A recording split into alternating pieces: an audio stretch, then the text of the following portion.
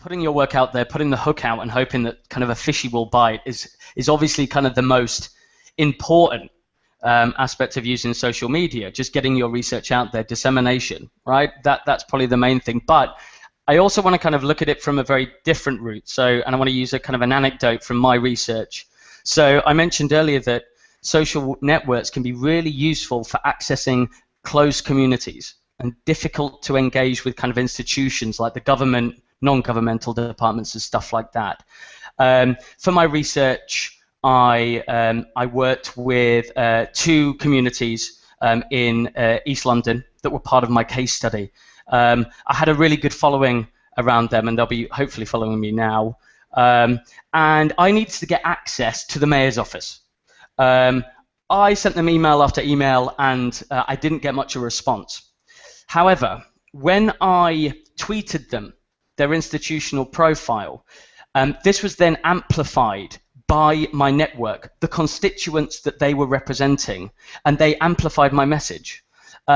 So on one side, it's kind of almost like a really good political lobbying tool for getting people who would not normally speak to speak with you, and that's a really important, particularly when you're doing quite kind of politically and economically orientated subjects, and that can be quite contentious, like looking at the economic impacts of mega events, big kind of macro spectacles. It's sometimes very difficult to get people to speak to you. So that's kind of one thing, and that kind of then branches out to, you know, institutional importance of kind of the ref and research impact, and it's about kind of connecting with your people, especially as social scientists. But you need to connect with your people, get their views, get their backing, which can then, because I sit within the field of critical theory, which requires some modes of social action and emancipation for certain communities who are being affected by whatever I'm looking at.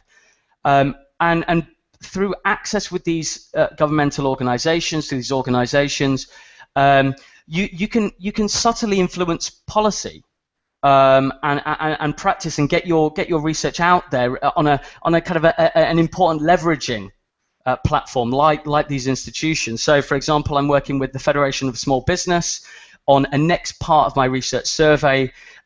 Without a social media presence and getting through a discussion and communicating with them via social media, that would have never happened. But now we're kind of co-branding a study together, which is huge.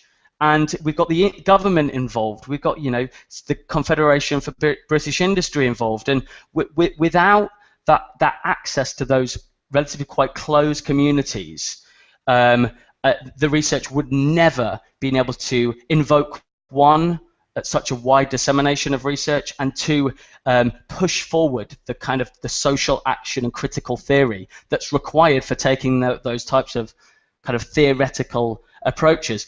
And it's underpinned by the fact that kind of places like Twitter, forums like Twitter, really give hard-faced institutions a public and personal persona. And I think that underpins it, in my perspective, my opinion.